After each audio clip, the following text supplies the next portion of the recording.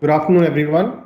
Welcome to our session on a career in the sports industry. Today's session is being organized by the Office of Career Services at Jindal for the students who want to get an insight into the industry of sports, and for those of us who want to pursue a career in the sports industry to hear from industrial veterans such as Mr. Srinivasan and Mr. Mody. It's great to have you here with us. We're privileged to hear you talk, and thank you for your time. Without any further ado, I would like to invite Jaivantika to give a brief introduction of our speakers and get things underway. Thanks, Manav.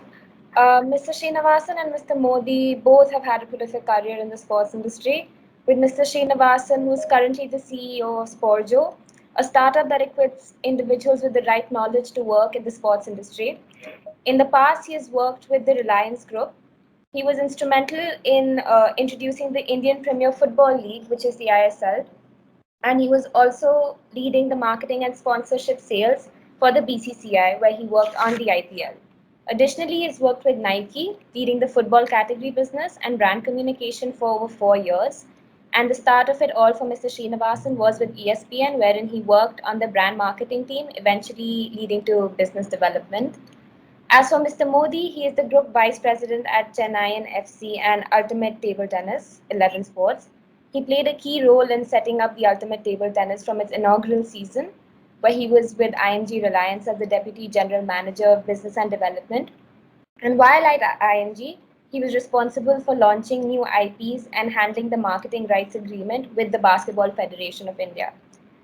He also launched the Indian Schools and Colleges Basketball League, and as of now, he's passionate about establishing non-cricket sports in the country, with Chennaiyin FC and table tennis at the forefront. So, thank you for being here today. Thank you.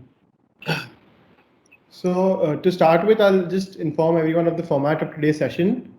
We'll have Mr. Srinivasan and Mr. Mody present for 15 minutes each, which will be followed by a question answer session, which will be open for people to bring their questions in. They can either type the questions in the chat box or raise their hand on the Teams platform, and Jaivantika and I will moderate those questions and bring them for our speakers to address. So, without any ado, I hand the mic over to Mr. Srinivasan. Thank you so much. It's great to be here. Sorry. Can you see my screen? Yes. Is it changing? Yep. Okay. Cool. Thank you so much. And it's awesome to be here on a nice Saturday afternoon here in Mumbai. I hope wherever all of you are safe and well.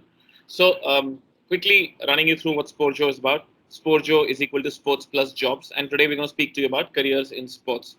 My 20th year in sports. As your colleague already gave my introduction, it all started with ESPN for me. Like most people, I did my college, my graduation and my MBA in marketing. And then after working for 4 years in advertising, I realized that my real calling was sports. And after finishing 20 years in the corporate industry, we started Sporjo, which ensures that a lot of people like me take their passion forward and convert it into their profession. A lot of people come to us and say, you're passionate about sports and want to work in it, and they will do anything. The "I will do anything" syndrome is very, very dangerous, because you don't walk into a bank and say I will do anything. You don't walk into an FMCG and say I will do anything. The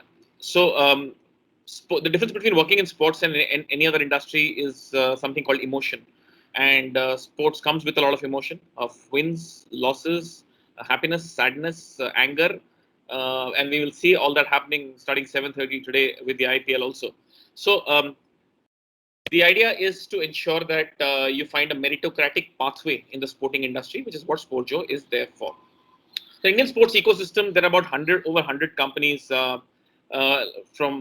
divided in. These are key groups that we've divided them in. Broadcasters like Star and Sony, clubs across cricket, football, kabaddi, badminton, wrestling, fantasy and gaming, which is coming up in a big way with Dream 11 sponsoring the IPL. There are 56 federations in India which work for the development of that particular sport. Data and analytics, which is coming up to be like an epicenter where most decisions are based on them Brands like Hero and Apollo, which have sports marketing teams, corporates like Reliance, JSW, Tatas, who work on sports as part of their corporate social responsibility on the developmental aspect. A lot of agencies across athlete representation, digital, etc., which support this entire ecosystem on their shoulders. The content and media, of course, whose importance we've realized, especially in this pandemic, as to how important they are. And of course, there are rights holders, people who own rights and sell them to a lot of other companies. Over the last 2 years, there have been over 100,000 Google searches of working in sports in India, sports jobs in India, jobs in sports in India, sports management in India, and the result has been an absolute zero. There's not even one website which tells you how to do that, and that is why the contribution of sports to employment in our country is way behind the global average. Sports market in India is about $1 billion. I mean, it's not a small number. $1 billion is massive. This is at the end of 2018. But if you want to work in sports, you don't even know what to do. There's not even one website which tells you to do that. As per a study that Sporjo conducted with KPMG, there are 30,000 jobs in sports in India, divided between the professional and the amateur categories. Amateur contributes to about 1.5x of this, which is around 18,000 jobs, divided primarily amongst academies, grassroots, sports education, which is coming in a big way, and a lot of amateur school college tournaments. I just showed you a chart as to what professional sports jobs cover, what verticals they cover. So there are over 20 verticals of working in sports: operations, sales, digital, data, finance, sports tech, esports, gaming. It's really massive. If you sort of dissect these further, you might even hit close to about 30.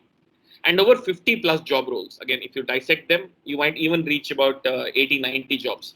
Even if you take something like operations, it's divided into ticketing, management of the venue, management of the match, accreditations, which sort of divide people into various zones in the stadium so that the match can happen smoothly, admin of the whole admin and event management, entertainment, which has come to be a big part of sporting events. Unfortunately, not so much this year, but we'll definitely see it back next year.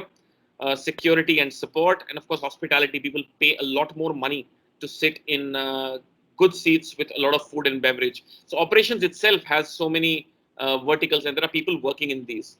Lots and lots of these. I've just sort of like even something like sports goods and apparel. I've just classified it as manager, merchandiser, and analyst.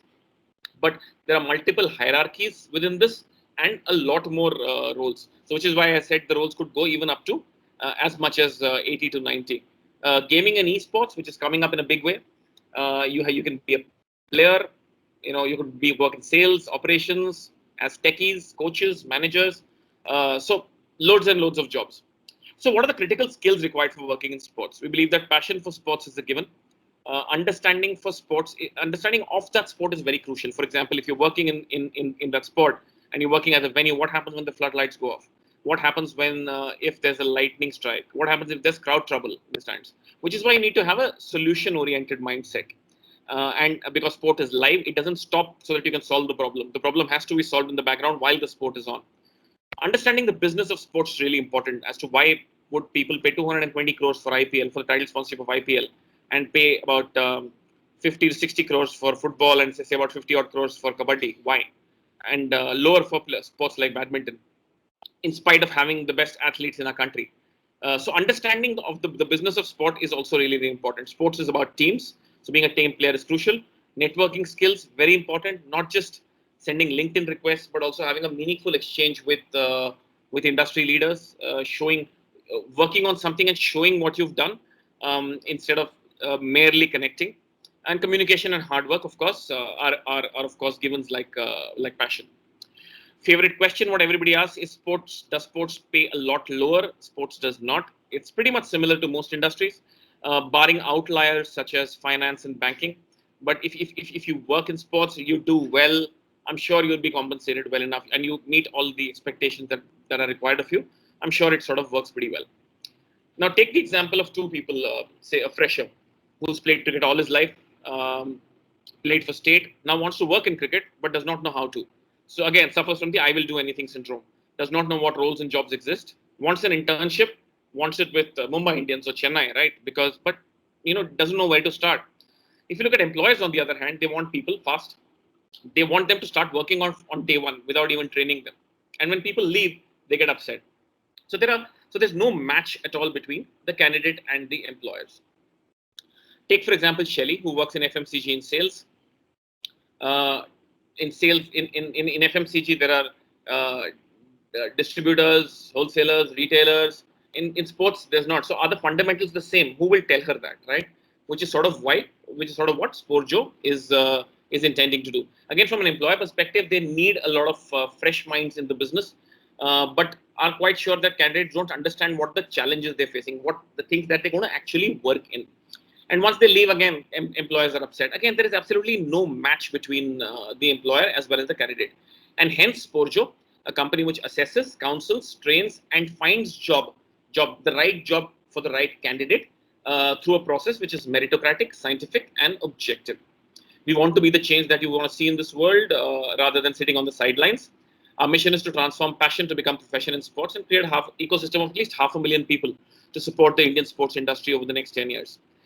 Passion, as I said, is a given, but the Sporjo formula is passion plus personality plus proficiency.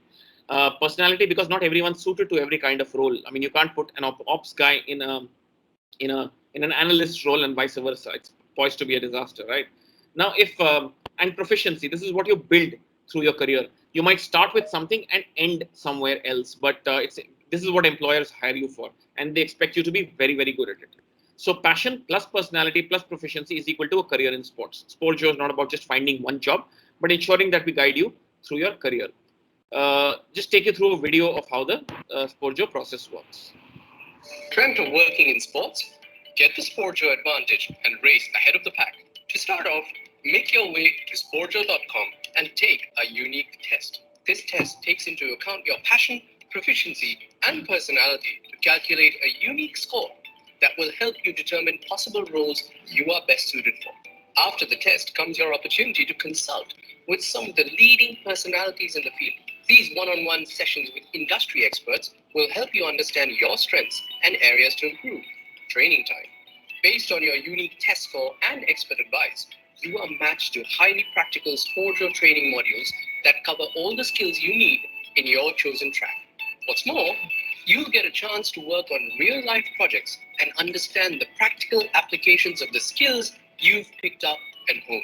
Armed with your unique test score, expert consultation, and practical training, you are now better equipped to apply for a job of your liking and the one that's most suited to your abilities. That's it. You're now prepared to kick off your sports journey with your renewed Sporjo Mojo. Step 0, as we call it, is registration. We have created a process which takes the CV and a couple of rounds of interviews out of the equation. We collect a lot of information which helps us map the right people to the right job, because in a CV you would write, I'm interested in basketball, and that word just gets lost somewhere. Here our algorithm is smart enough to search, because if the NBA comes calling, we can the people who have mentioned basketball or mentioned if that Steph Curry is their favorite player might get a look in first because of the right mapping to the right jobs. What this also gives us is the candidate's point of view on sports, and this particular process, while it is slightly long, we believe it adds a lot of value and crunches a lot of lead time with the employers. The first step is Score, a test divided into 3 parts, which is like the Sporjo formula: passion, personality, and proficiency. Passion questions are fairly straightforward in sports. Proficiency is questions on sales, marketing, etc., with a lens of sport. For example, if you are interested in sales, you should know which brand is there on the front of Chennai Super Kings, or which brand is there on the back of Mumbai Indians. So, and personality, like we mentioned, not everyone suited to every kind of role. We map you with the role that you are likely to succeed in, rather than putting every candidate in front of every employer because you watch a lot of sport. What this does is gives the candidate a lot of self-awareness, knowledge and understanding of the sport, and this is what the report looks like: passion score, personality score, and a code. Working in sports, get the sport.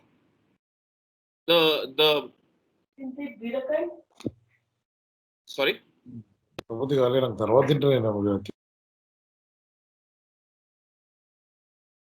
Can I continue? Yes, please continue. So this is what a report looks like. I mean, basis this, we can tell whether the candidate you could likely work in operations, preferably accreditations. The difference between between what I think I'm good at to where I stand, it clearly tells you what your standing is. And loads and loads of people have taken our tests. Why don't you just hear from one of them? So the Sporjo test measures three things: passion, proficiency, and personality. And I think personally, I think that passion and proficiency are things that are subjective and relative. You know, you can't know for sure that, hey, I'm really good at this, I'm really good at that. You can believe so, you may be good where you are, but there may be somebody much better, or maybe you're actually much ahead of what you think you are. Personality is the only thing that you can actually accurately measure because you know yourself better than anyone. And from what I saw from my test results, the personality depiction of my personality was pretty much spot on. That's why I think that this test can be given a lot of credibility, because I have given personality tests before for fun and for other reasons as well, and you know it's not always been the most accurate depiction. So I was happy with that. Therefore, I think that one could give this test a lot of credibility. I did get two options for which verticals I'd be suited for. One which I thought I was, and one which was quite a surprise to me, which was a commentator in sports broadcast. But come back to the point of personality. Since it was able to aptly describe my personality, I do give this test a lot of credit. And I'm looking forward to seeing what else Sporjo will have to offer. So yeah, I would definitely recommend giving the test. It's a great eye opener, and sometimes it's just bringing you back to reality, because they're things but sometimes when you read them, hear them out loud, as people say, it sort of makes you realize them a bit more, and then you can work towards improving them, or further strengthening your strengths. You've filled in your data, you've taken the test, you know which field you are likely to work, you're likely to succeed in, and then we put you in front of someone who's been there, done that in the sports industry. If sales is what comes out, we put you in front of somebody who has worked in the sales industry for 12 to 15 years and knows the inside outs. What they do is give you one-on-one exclusive counseling, immense guidance, and a clear action plan on what you need to work on personally as well as professionally. The next step is Spore Prep. These are not courses. These are online modules, say from between 3 to 5 minutes. These are curated by industry experts who will also feature in those. It acts as a practical guide because this is what they do in their at their work day in, day out. Right now, we're starting with 4, which is digital athlete representation, sales and sponsorship, and operations. The next part is probably will be the most sought after, which is real life projects with our partner companies, Chennaiyin being one of them. For example, if you're working in digital, you could work on a project on increasing fan bases. Now, these are real life problems. What this gives someone a chance is not working on the business model of IPL. People who work in IPL also have never seen the business model. Trust me. It gives you hands-on experience on working, because the moment you start to work in sports, these are the problems that you will actually work on, whether it is sales and sponsorship or increasing ticket sales for a local franchise, right? So first step, you've been evaluated by Sporjo. Second step, you've been evaluated by an industry expert. And the third step, you've been evaluated by the industry itself. So 3 levels of independent evaluation, which we believe will hold one in good stead. We're working with a lot of companies to start with, already placed interns at Tata Trust for Sports for All, working with Chennaiyin as well, and surely with a lot of ISL clubs. IPL, not so much this year because they were busy with the bubble and getting the show on the road, hopefully, which goes off without any accidents. A lot of leagues working with hiring a lot of full-time people as well, in spite of the current scenario. So what happens with the fresher, right? You become aware of where your strengths lie. You've taken the test. The reports come out. You take a one-on-one session with a consultant. You take the online modules. You do a project, and now you're ready to apply. You are about 50-60% job ready, rather than saying, hey, I'm interested in sports and I want to work in it. Take, for example, Shelly's journey, who works in FMCG in sales, but the report said that she could do well in digital, and considering she had a natural flair for it, does she have to start from zero, be a management trainee? Absolutely not. What she does is takes consulting from a consultant, understands what she needs to work on, takes the online modules, does a project with a company in the industry, and then applies. What that helps is, rather than saying, oh, I used to do sales, now I'm doing digital, I want to do digital, so please hire me. and going through this process. There is a world of difference, and companies will look at you a lot more seriously. So a couple of questions before I pass it on to Hiren and you guys ask me a question. Is Sporjo a paid service? Yes, it is. Are all the steps mandatory? No, they are not. The first step is definitely mandatory because you'll know where your standing is. And the next step is the next two steps we believe one should take. Otherwise, it's a bit like saying you stand a better chance of having a look in by a company in the industry rather than start at the scratch. Is a job guaranteed at the end of Sporjo journey? A job is not guaranteed, but what a guarantee is that employers will surely look at you because of what you are likely to bring to the table, because of the self-awareness that you possess and the projects that you've done in the industry. Do you need to be from a sports background? Nope, I'm not from a sports background. But I've still spent 20 years here. Need to have relevant experience in sports. Having experience in sports is always good, but it's not necessary.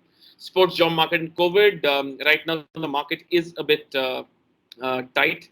There is a hiring freeze by most companies because there is not much clarity. But hopefully with the start of IPL today, ISL maybe sometime later, and other sporting events maybe in January, February, the floodgates are likely to open and the market should get better. But right now, are the jobs zero? No, they're not. Have they reduced? Yes, definitely they have. Over to you, Hiren.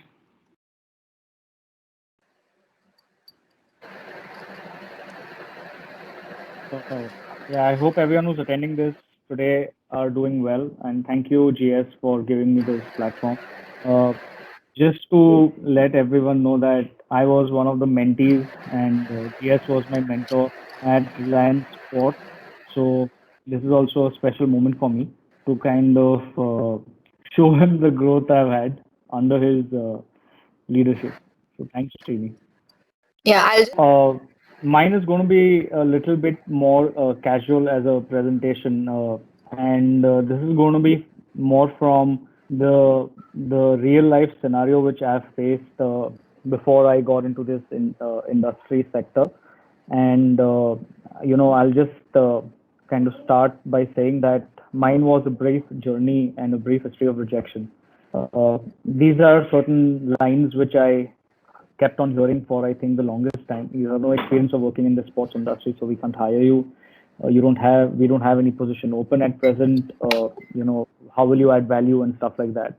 I think from 2008 when the sports industry started flourishing, and 2008, I think IPL time, that's when I wanted to kind of get into the business of sport.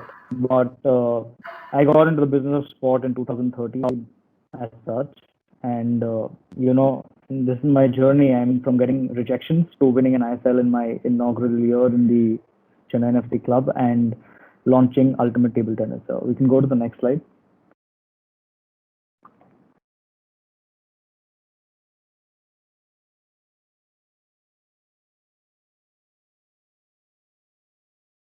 Can we go to the next slide?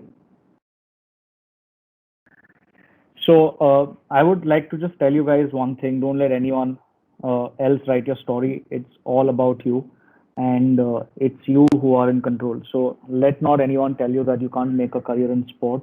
I have heard a lot of times that, I was not cut out for the business of sport. So just don't get demotivated if anyone rejects you, and n number of times. I'll just tell you, this is my life. I started off doing well in school, got 78% my CSEs, and from there on, my draft was pretty much downhill when it came to education. But in 2003 is when my life changed, when I was working in the chairman's office at Reliance Infocom as a management intern. And within 2 months of joining, I was warned that I could be fired because I had a very pathetic attitude. And that's a fact. So cut to 2004. That's when I decided that I wanted to change my life around. And I was part of a 4-member team that led the launch of a sales and distribution network of the prepaid business. That entailed, hiring and establishing 3,500 distributors, 100,000 retail outlets across the country. And I was in the core team to execute 8 quarters of Salesforce engagement programs, with each quarter expenditure being close to 18 to 20 crores. And I was just 24 years old at that time, and had, I think, one IIM grad reporting to me. 2007, part of the team that became the first bunch of students to do a human pyramid during Janmashtami. Carry 210 kilos of 3 human lives on my shoulders for, I think, 3 months of training, and then on the day of Janmashtami to kind of build the pyramid. So I enjoyed B school, but I aced subjects I loved. I worked from 2008 to 11 as a consultant and senior consultant at Universal Consulting, Strategy and Consulting. And then I moved on to SE Transstadia, where we developed India's first multi-purpose modular sports arena. And I launched a beach soccer festival and a music festival there. Post which I was with Reliance Sports, IMG Reliance earlier, to handle business development and managing the media rights for basketball. And from 2017, I have been the vice president at Chennaiyin FC and Ultimate Table Tennis. So yeah, this is just a brief about what I've been doing. Next slide, please. About CFC and UTT, Chennaiyin FC is co-owned by Mrs. Vita Dani, who is the promoter at Asian Paints, Mr. Abhishek Bachchan, noted Bollywood actor, owner of Jaipur Pink Panthers, and Mr. Mahendra Singh Dhoni, India's World Cup winning cricket captain. So Chennaiyin FC, we are a 2-time ISL champs. We've been the first club in the history of the league to qualify for the AFC Cup, and the first club in the league to ever field 11 players in an ISL game. This was against Mumbai City FC in 2017, the year when we won. Ultimate Table Tennis is owned by Mrs. Dani and Mr. Bajaj. Mr. Bajaj, who is the promoter of the Bajaj Group, 3-time table tennis national champion and Arjuna awardee. We primarily started Ultimate Table Tennis to promote and develop the ecosystem of table tennis in India. We organized the World Class UTT League, organized the National Inter-School Table Tennis Championships. We have close to 6,000 kids participating there. We also sponsored the 8 national tournaments of the Table Tennis Federation of India as the title lead sponsor, which allows them to organize the national championships in a credible manner. And we also organize the national finals of the School Games Federation of India for table tennis, where we have close to 1,000 odd kids who come and play that. And we support academies which produce national and international medal winners. So this is what both our organizations work. Besides this, we run a foundation called the ENS Foundation, which is into physical literacy and developing high performance programs. Now, if we look at the sporting ecosystem, multiple avenues to contribute, multiple places where there are jobs available. So if you look at the private sector, government sector, and the national federations, you have broadcast, infrastructure, rights holders, event organizers, agencies, coaching, data analytics, PR, digital, sponsorships. This is all available in the private sector. There could be a scenario where one company is doing all the jobs. If you look at Reliance Sports, massive. They are rights holders. They also organize and own IPs like the Lakme Fashion Week and the Tata Open Maharashtra, and they also represent athletes. So you could have one company doing multiple, specializing in multiple areas, or individual companies specializing in. So if you look at agencies, you'll have digital agencies or sponsorship agencies or media rights agencies. So multiple permutation combinations possible in the private sector. When you're looking at the government, earlier, I think this was not too much of an exciting area, but now could be. The Sports Authority of India has launched the Fit India and mission. There is place for employment there. They are launching Khelo India Center of Excellences. They need administration there too. They're also doing a lot of promotion, and they want to increase the popularity of sports. I was just some time back with some government officials, and we are looking at seeing how we can launch potentially a quiz in India, which is only focused on sports. So multiple opportunities coming in, but out here, working with the government has its own challenges. So it's only for people who are cut out who can kind of work there. National federations also are now getting more professionalized. They are looking at hiring people for managing digital media, PR, sponsorships, grassroots. So if you look at AIFF, again, works like a very, very complex organization, but it has practically all these areas, right? So tons of jobs available in the market. It's just what we need to look out is what we are suited out for, and that's where Sporjo kind of comes in and tells you that what kind of a job you are cut out to for, and makes your life easy there. Next slide.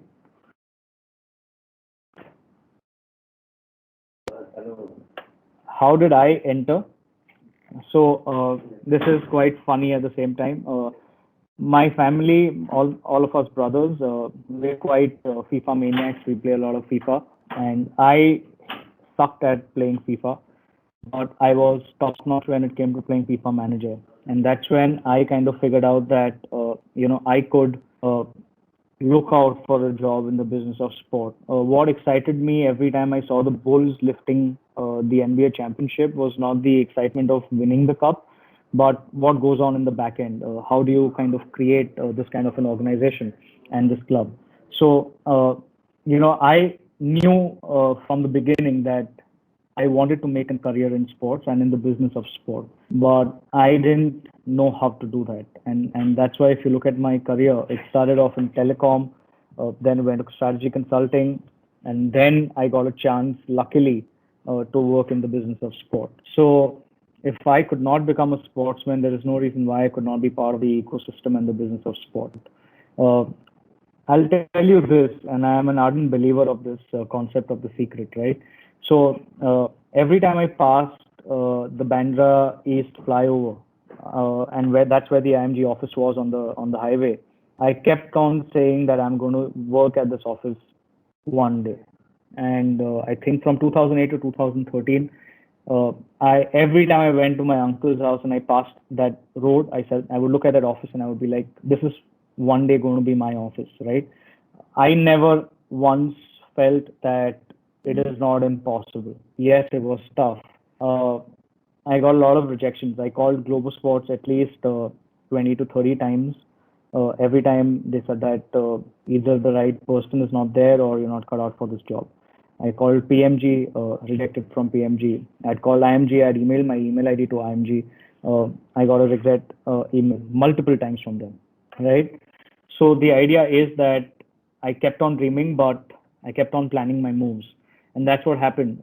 In Universal Consulting, I was working with Mr. Jaivantika, who co-owns the Kolkata Knight Riders, and he had reached out to us saying that can we make a high performance center, a multi-purpose high performance center, an academy in a land parcel which he had in Gujarat. And I was luckily there in that first kickoff meeting, and I told my directors that I want to be a part of this project. I met at least 250 people in the sports industry in the entire value chain. And that's what got me introduced to people who could hire me. And that's when my first job at Transstadia happened. I think my first job at Transstadia was paying me 3 lakh rupees lower than what my job at consulting was paying. And that's a decision I took primarily to enter the industry. So, if you want to make it big in this industry, then you should have this attitude of saying that I'm going to do whatever it takes to kind of get in and live up, right? So if that meant having a salary cut for me to get into this industry, bloody hell, I would jump on this opportunity, right? My journey so far, backbreaking, fun, exciting, scary, anxious, frustrating, exhilarating. But this is a journey I would change for nothing, right? It's basically I get to feel all these emotions every day in office, and I haven't come across a job which allows you to do that, right? Uh, I established and establishing CFC as the most successful club on and off the field, establishing the sport of table tennis. I remember very, very fondly when I was at IMG and this opportunity came in, right? And I'd asked GS once that, do you think I should take this project? And his first, and his, I think, a very, very prompt answer was that what's stopping you and what's your doubt? Whatever opportunities you get, you should just take on. And while I was there, when I launched Ultimate Table Tennis at IMG Reliance for Mrs. Gandhi, I didn't know that I would land up working with them, right? So that was a massive jump for me. If I can say that if you're in the business of sport, you should never say no to anything. And probably you'll get to know that more clearly in the next slide. Yeah, we can just move on to the next slide.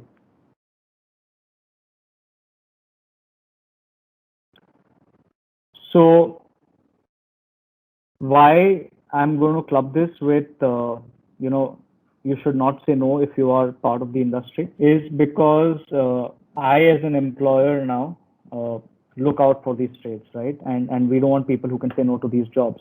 I myself have personally cleaned toilets at the Tyagaraja Stadium in Delhi. I've cleaned the urinals. I've put acid there. I've put all the things you need to kind of ensure that a human can go and have the pleasure of using a neat and a hygienic toilet, because our Indian arenas, Indian government stadiums don't have those. So me and my colleagues did that, because if I myself cannot use that, then I don't expect my spectators and my fans to use that. And if I can't take ownership of a task, then I don't understand the business of sport, and I don't understand how to provide a good experience to anyone who comes and wants to consume my product. So we've cleaned toilets, urinals. We've stayed out for 48 hours, days before events. We have taken a bike at 2 a.m. in the night to go to some by-lanes in Paharganj to change the flex branding, because it was a shade lighter. And why I'm coming to this point is because if you work for a person like G. Srini or Sundaraman, even if it's one shade lighter, you're going to hear about that miss at least 3 to 4 years of your life, right? And that's not because they love to do that. It's because it's the pursuit of excellence. And that's when you can create a world-class product. So we've done that. We've stayed at the printer to ensure that the tone is light. And trust me, this is, I've done this cleaning of toilets and stuff when I had a designation of a general manager. So if you guys ever want to have a feeling that, you know, being a vice president or a general manager or a manager or a strategy head or a digital head, you can't do these jobs, then trust me, sports is not for you. In fact, we have unloaded a truck with 9 tons of flooring, right? So if you see table tennis or kabaddi, these people have this massive mats. Each mat is 90 kilos, right? And which is 16 meters in length, right? And so we wanted to save money because we didn't have a sponsor. And to save 30,000 bucks of night labor charges, we actually got on the truck, and with one of the trucking helpers, we got down 9 tons of flooring, right? And that's just between like 3 team people. So just imagine the kind of physical labor we've done. But what taught us by doing this, intricate complications for organizing an event and what you need to pay attention to, right? And that's how you start becoming good at what you want to. Unless you don't wear the shoes without socks, you will not know where it pinches. So I think you got to kind of understand that. So the world looks very glamorous from the outside, the sports business. Oh man, you got to chill with Dhoni and Abhishek. But trust me, we know it's not glamorous from the inside. In fact, it's completely backbreaking. Challenge 2, right? Will I get 8 lakhs per annum in my first job in sport? I think if you are really very, very crazy about getting into this business, I think money should not be the criteria. It should be your entry point. Once you start showing value, I think it's the easiest industry to get good hikes in, right? Will you be able to make strategy on the first day? Hell no. I, in fact, had multiple people, and I'm very, very happy to tell you guys that there were 2 interns when I was at IMG who worked with me, assisted me, Manav and Milind. They worked without salary for 1 entire year, right?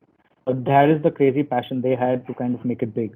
And now Manav leads the digital amplification for the Indian Super League, while Milind Mukesh heads and plays an important role in the consulting part of the business. So pretty much whatever GS was saying early on, I think it's amazing to be in this sector. Money will follow. Just chase after excellence and just chase after good work, right?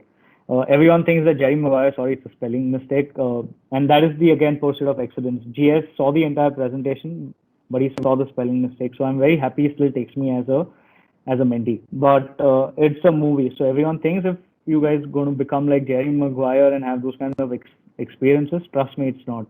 If you're managing a celebrity, you might have to even pick up his shoe and walk. I have done that. I still do that for some of my players sometimes, but I don't find it as a menial task. It's my team, it's my club, it's my business, and I'll do whatever it takes to kind of make it successful. Now, the challenge 3, I'm starstruck, but my celebrity owners or associates do not interact with me. I mean, you'll get into a team which is owned by celebrities, and trust me, the celebrities don't give a jack in terms of chilling.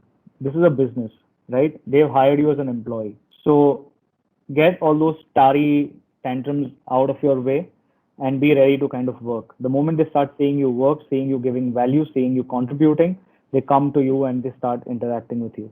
I I cannot work till 2 a.m., 3 a.m. I cannot eat such food. Trust me, when you are at an event, the kind of food is pathetic. I have enjoyed that food. I have ensured that I eat that food with my laborers. I have sat down with my team, be it from the broadcast, be it from my events, be it from my ops. We all sit together and we eat. So if you are in this business, this is as flat an organization you're going to get, but it's a sunrise industry and it's the most satisfying job on the planet. So these are all the tough things which you got to do. But once you accept them, once you imbibe them as a culture, I think it's the best place to be on the planet. Next slide.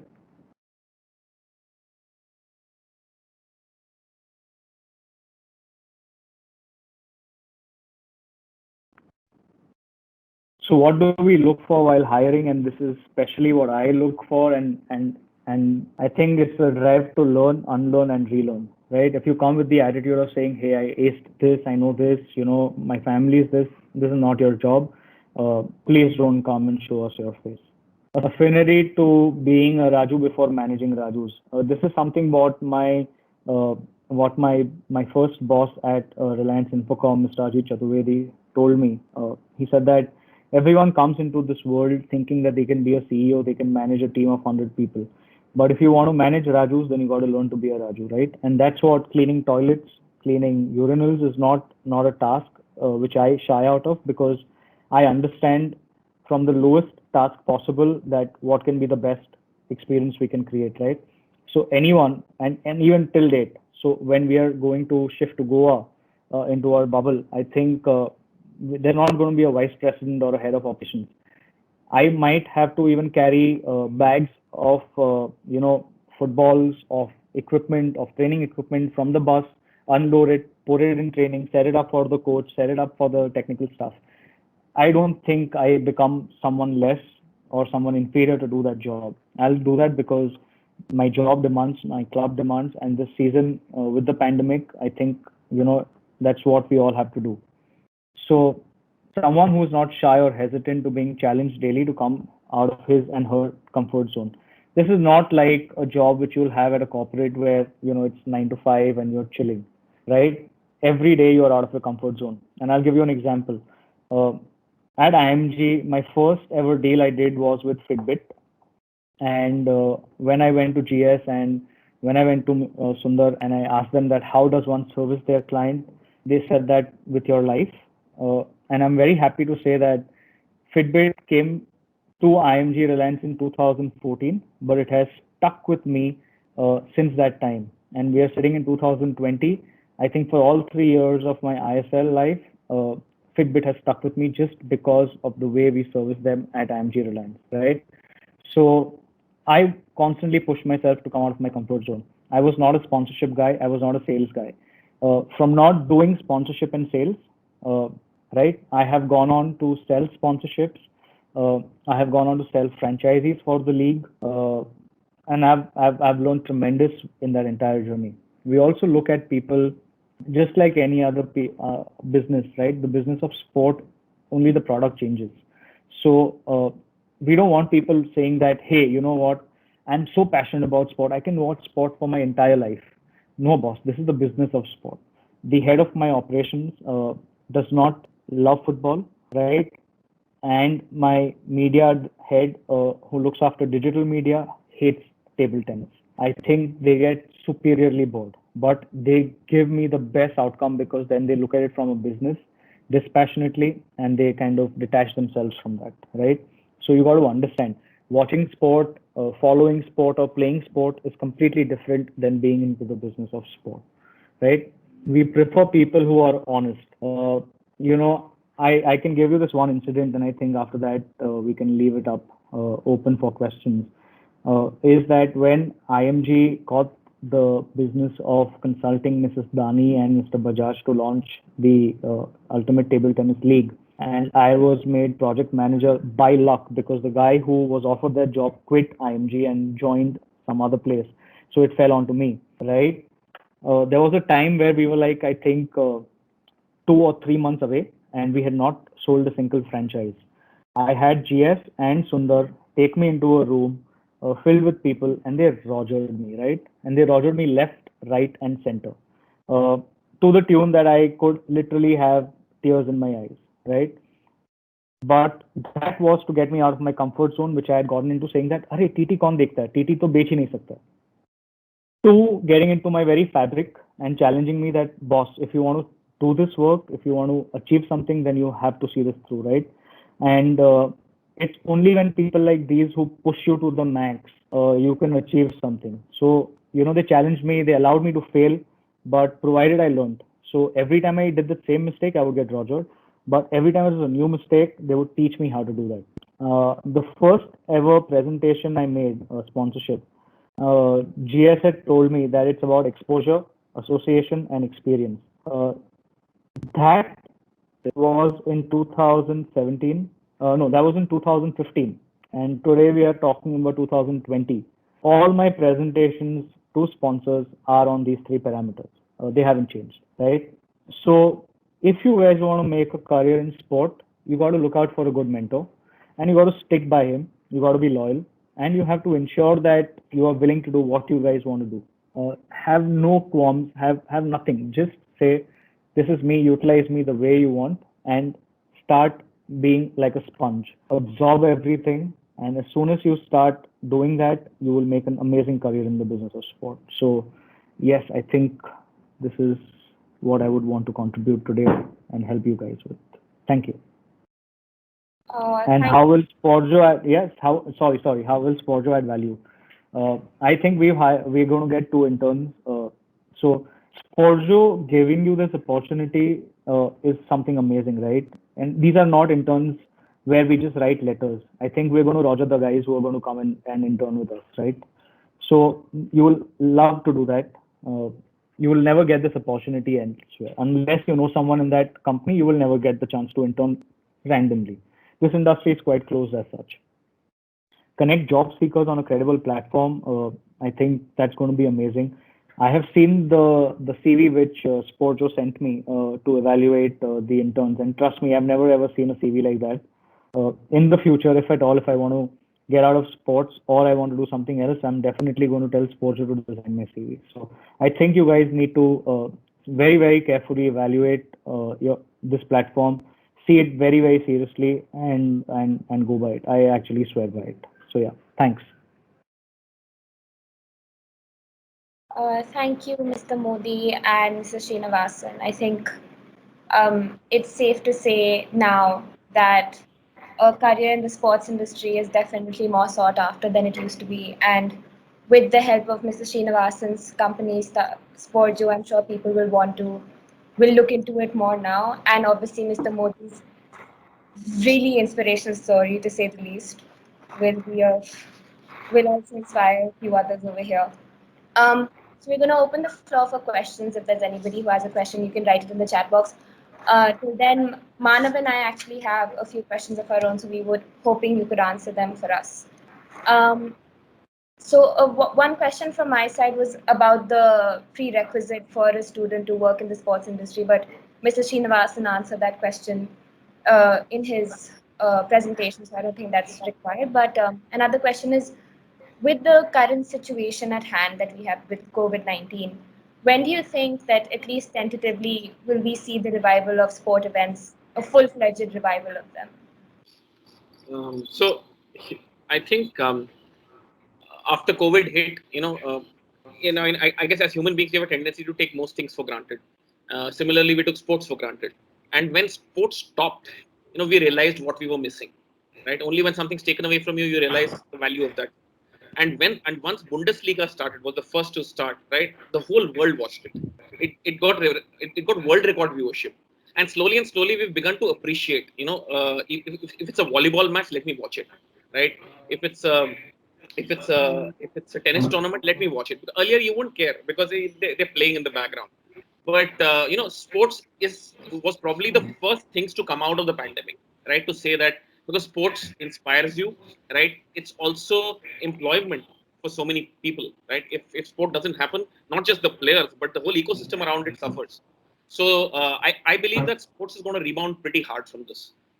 When We do not know. But with sporting events starting, the IPL today, hopefully the ISL in a couple of months, and as the government sort of puts more safeguards in place, we hope that more events will start by January.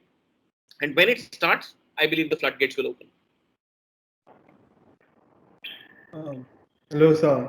Again, like Jaivantika said, it was great to hear from both of you, and it was so inspiring to hear your journeys, and it was something that we could all relate to because we're all very passionate about sports, and we're very confused about how to get into the industry. And like you said, so this really helps us and like gives us a path to follow.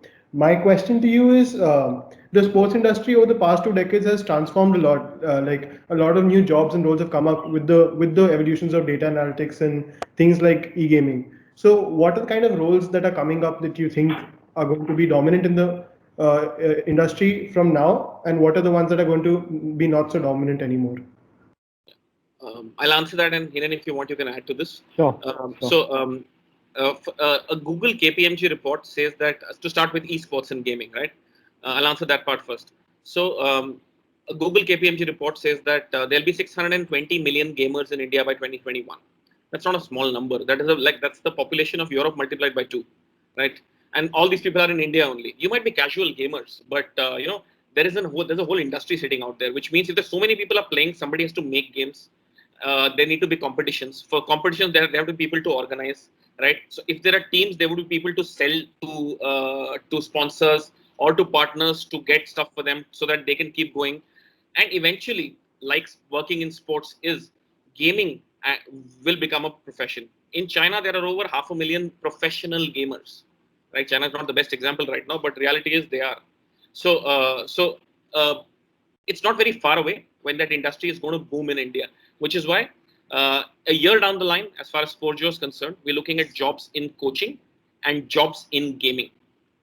But that's 1 year down the line, maybe same time next year, because we believe that's going to be massive potential in that space. The second thing you asked was, this pandemic has been good and bad for sports, right? Bad because it stopped and a lot of people had to sort of be without jobs, and good because all the technological advancements that were going to happen over the next 3-4 years have been fast tracked, and all of them will happen in 1 year now. From having who would have ever imagined there won't be people in the stadium, right? Which means you have to evolve and innovate. Right now, while I was at Reliance, one of the last meetings I had was how do you have virtual spectators? For example, I can go to the stadium, but at least I can choose my seat from home and pay a little bit, right? I can have my avatar or my virtual presence in a seat of my choice. So what I'm saying is, it's a lot more roles will come, mostly powered by technology. For example, now you can't do fan engagement at the stadium, but you can do fan engagement on television and on your phone. No, you can't do venue operations at the venue, but there would be health and safety personnel at the venue. Who would have imagined an army of doctors at the venue, right, doing tests every 2 days? So some jobs will reduce, but some will increase. Will it become zero? Absolutely not. Hiren, you want to add to it? Sure. So, I have this game on my phone called Golf King, right? And if I want to buy a new set of golf balls and play a good sport or a good swing, right? I need to buy something, right? It's not always free. The game might be free to download. Who thinks of that, right? There's someone who is a business analytics person out there or a business management guy, right? That's one job. So when you're making a game, it's not just, so let's not take it as a definition that the business of sport means that you have to do something with sport, right? It's a business. So anything what you're going to learn, right? Even an MBA, I'm an MBA. I've never studied sports management ever in my life, right? But I understand the basics of business. And as long as you understand the basics of business, you can fit yourself into anything. And look at the number of jobs. Today, if you look at Fnatic, which is one of the esports team, right? They have an annual income of at least more than $1 million. There are games where prize monies, when you come last, are $50,000, right? Who comes up with this? So there are so many jobs, and trust me, you got to manage a team. When you're managing a team, you also have to do analysis. You have to sell, right? You have to look after the finances. You have to promote them. You have to advertise. I mean, just take HUL, apply that principle of multiple departments, and you can, and that's in the sports business also. Currently, yes, it is slow because of the pandemic, but I think once the vaccine comes out, once the normalcy returns, this is going to be a boom. We actually saw that in March. The ISL final, I had a 30% increase in viewership because it was behind closed doors. So now people are thinking how to utilize technology to kind of give the experience to fans. We are looking at interns to kind of create, and do research on how international clubs across multiple leagues are doing fan engagement. Now, I cannot compare myself to an NBA because the amount of money they invest in such things, we might not have the wherewithals right now. So I get my interns to look at leagues which are at our level. So trust me, there is tons of opportunity, tons of jobs in the market. You just guys have to figure out which areas you all want to kind of work in. And that's where Sporjo will kind of help you all. Right. There are a few questions in the chat box if you Sure. give them a look and answer them.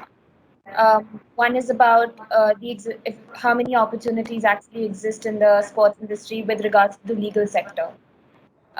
So I think, so there are tons of opportunities. See, and out here, you got to figure out which legal practice you want to get into. So we have, a very leading lawyer, Anna Mehrotra. She's been in the business of sports since a long time as a lawyer. So she vets our legal contracts for players. Now, player contracts are different, vendor contracts are different, agency contracts are different. So unless if you're getting into too much technical stuff, then you need to have experience in what kind of player contracts you have done in the past, right? But otherwise, a normal lawyer has it's just like hiring another lawyer. It's not too much, right? So there is experience, and as more and more clubs and more companies will come in, you will definitely require more legal practitioners to be a part of this. The next question is from Kishan, and how is managing sports from the back end different from organizing an event? Hiren? Wow. So managing sports from the back end and organizing an event. See, when you are organizing an event, you need to forget that you have a family from the time you've started thinking about the event, uh, and forget that you have a life, right? Your life and your family is the event.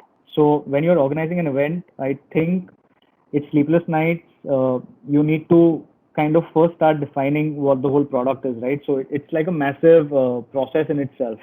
But when you are at the back end, it's like you are part of the process. You're not the process in itself. So organizing an event is like complete process.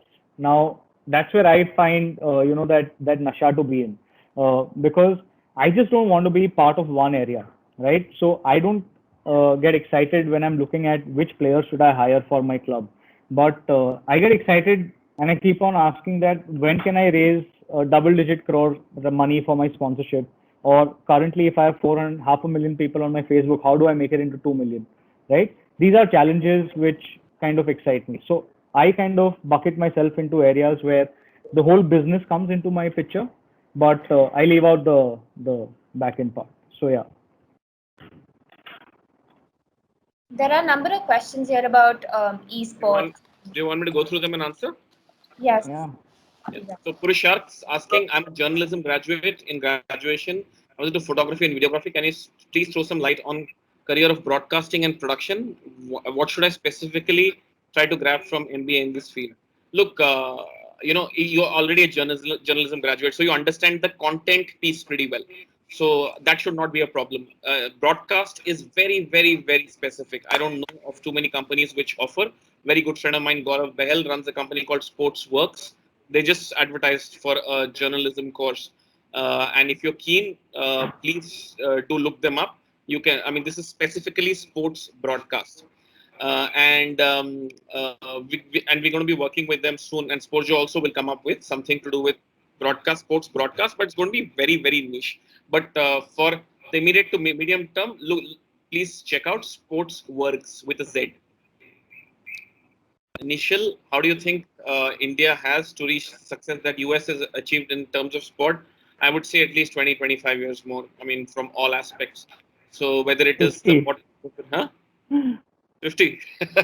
I'm an optimist. So I think right from the bottom of the pyramid to grassroots, from grassroots to reaching the top level, I think we have to.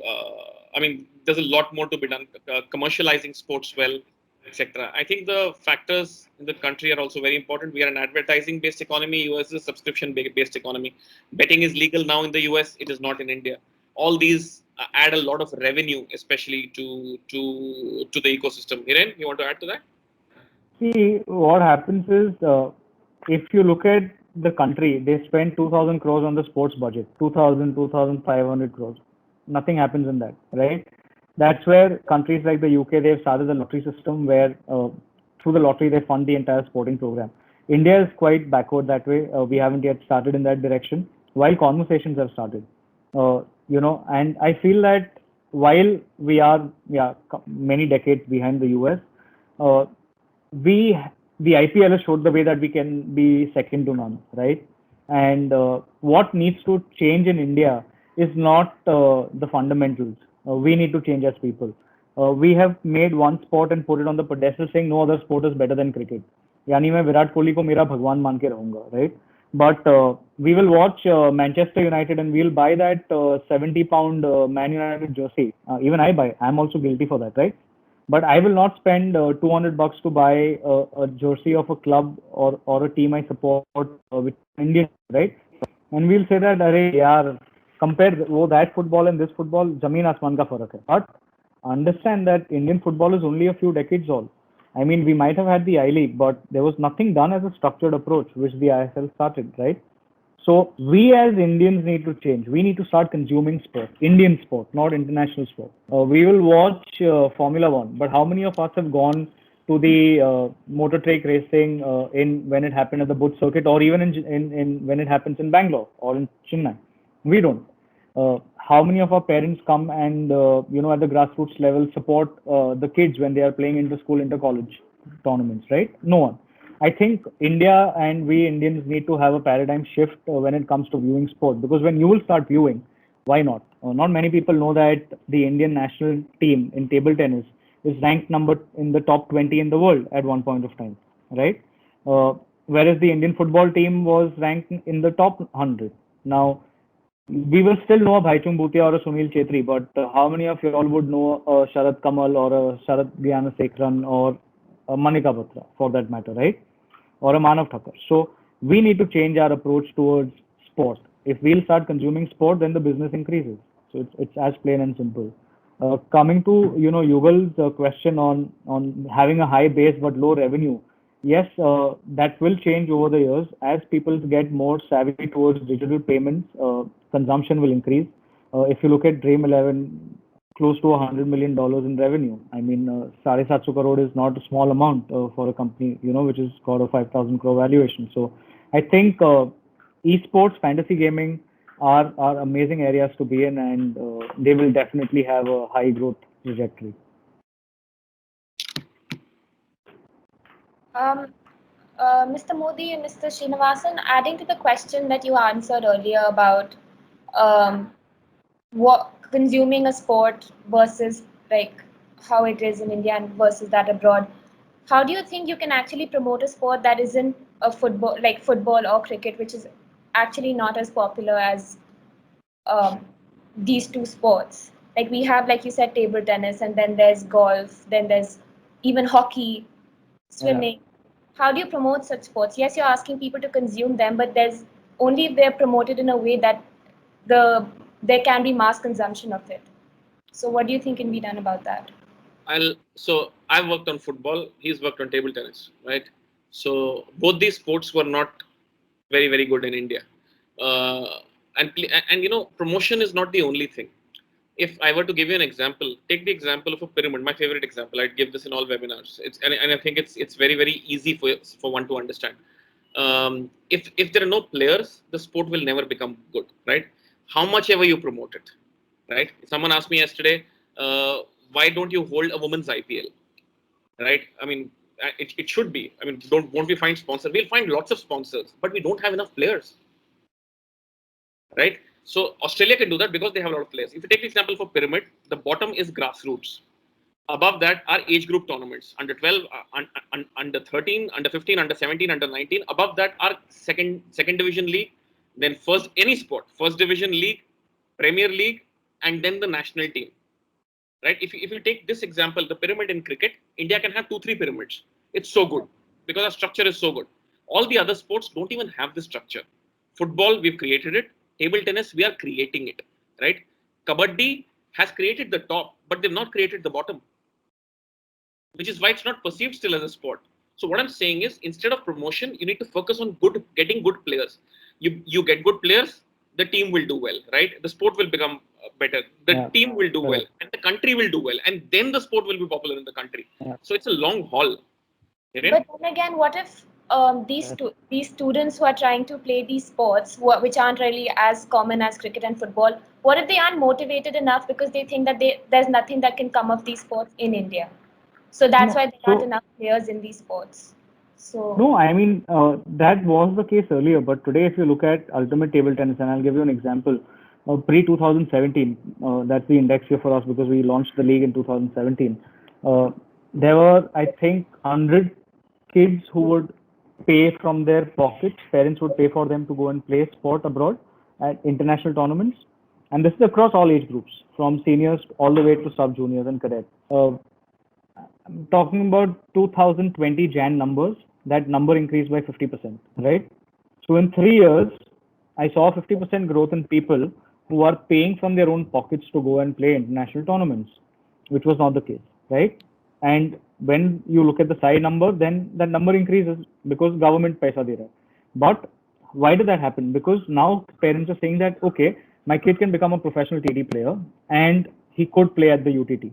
But mind you, not everyone becomes, right? So people who play in the NCAA and then they go and become professionals, that percentage is only 1.2 or 1.3% of those people who play in the NCAA become professionals. But why do they play the NCAA? Because it opens a plethora of opportunities for them. That system is missing in the country. So if someone is playing a sport, like my sister-in-law, she represented India at the World University Games, at school games, World School Games, and she was I think ranked number 100 in her age category in tennis in the world, right? But she played to a particular level and then she quit, saying that, okay, I can't progress beyond this level. So, but she could have easily made a career in sports, right? In coaching or in data analysis or in high performance training. So I think we should be looking at getting the fundamentals right. And as Srini rightly said, right, you need to have the grassroots and then start building up the pyramid. Most of our pyramids are focused top down, saying that I'll do the league and then I'll focus on the grassroots. But you need to have the grassroots and then start building it up slowly. Yeah. Somebody's hands up for quite some time. Huh? Mohit. Mohit's hand raised. Mohit, you can unmute yourself and ask the question if you want. Good evening, sir. First of all, I'd like to thank you for such a informative talk.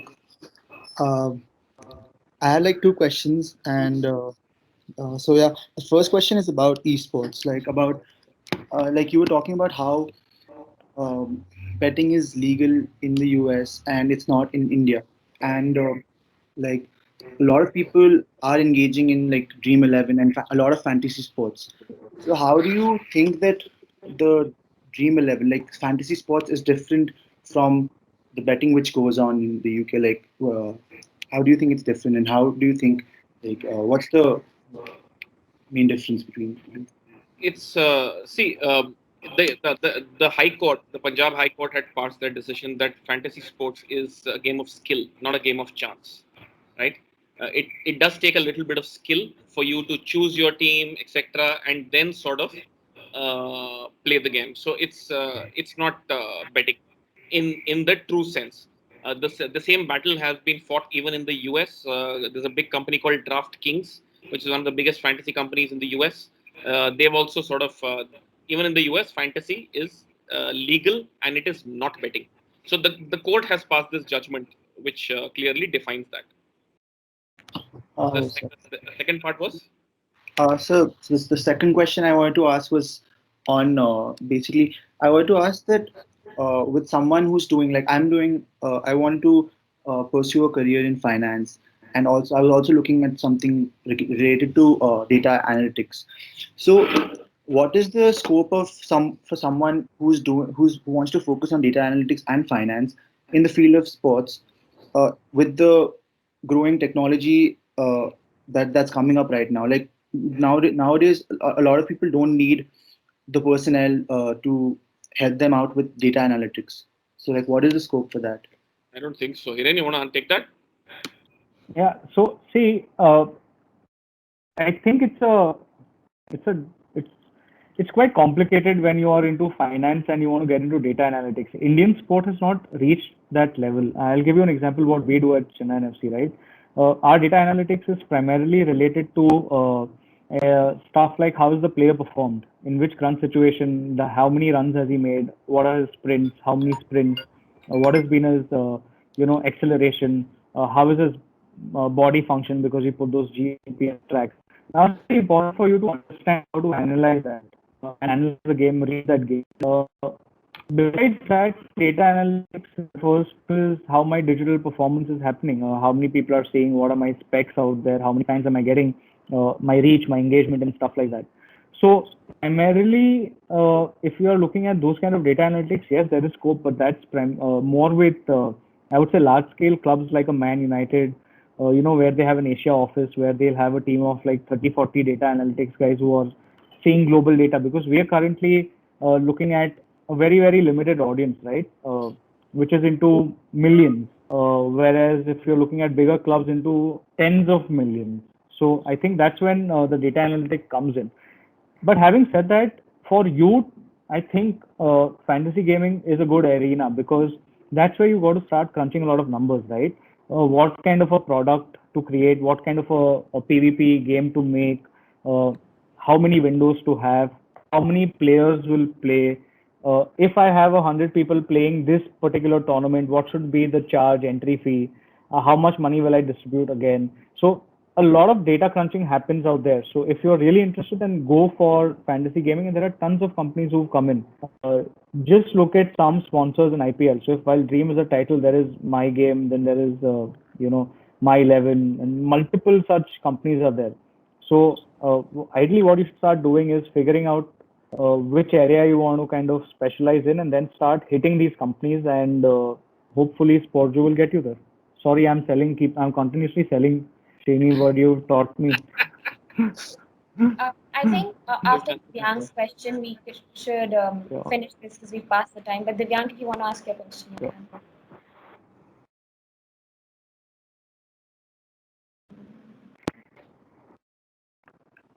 Divyang.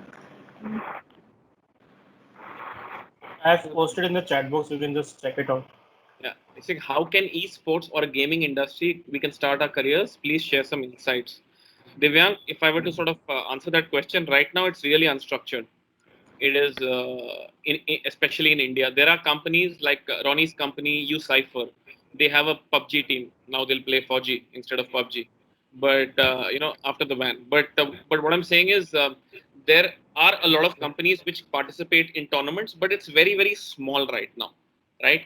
So, sir, I'm interrupting you in this moment. So, sir, I would like to ask one more thing in this question, that how can we like increase this thing that you are saying it's a small type of thing. So how can we increase, like, what are the ways that we can increase this thing to the next level, which is happening in the international trade? So what I'm saying is, look, it will take, it's a combination of a lot of factors, which means there needs to be a lot of investment. Like I told you, the Google KPMG report, 620 million people will play games in India in 2020 by 2021. Now that number will not happen automatically. It's based on certain projections, right? Because as things get better, investments increase, corporates will invest, there'll be more tournaments, there will be more players. So what I'm saying is, part of it has to be organic and part of it has to be. So once there is a little bit of organic growth by itself, we see a lot of interest in it, which is already happening. There will be a lot of investments into it. I mean, there are games like Nazara, which have been valued like crazy. So a lot of gaming companies in India will come up with their own games, mostly, sport or otherwise, to ensure that this overall ecosystem develops. but there needs to be a critical mass. We have not yet reached that critical mass, and once that Okay. happens, a lot of investment will go. So it will basically it will take some more time to like. Yeah, but Divyang, see, if Yes. you still want to make a career, there are companies and startups, like there is one company called Nostra Gamers, right? Okay. They have started it. Now you can look at esports in multiple ways. Esports is primarily also when you're seeing that someone is forming a team and playing, right? India currently is still not at that cultural, I would say, exposure, because parents are very pushing, अरे मेरा बेटा game खेलेगा क्या, उसकी शादी Yes. कैसे होगी, उसको मैं लड़की Yes, sir. सिखाऊंगा, Yes, sir. acceptance It's level the- नहीं है society में, right? Yes, sir. So Yes. it's still a taboo. So that will take some time. But while that happens, people can organize tournaments. I mean, there are so many platforms where you can just create a platform where random amateurs can come, log into that platform, play that game, and you can make small monies out of it, but you're not going out of pocket completely out there. At the same time, you start looking at, companies like Nazara, as GS was mentioning. There are so many such companies who are publishing games. See, you have to understand the entire value chain of esports. It's not there is a league organizer, there is an event organizer, then there's a game publisher. There are so many game publishers. So if you're really interested in making games, that's one area you can go. If you want to promote, then you can be out there. You can manage your team.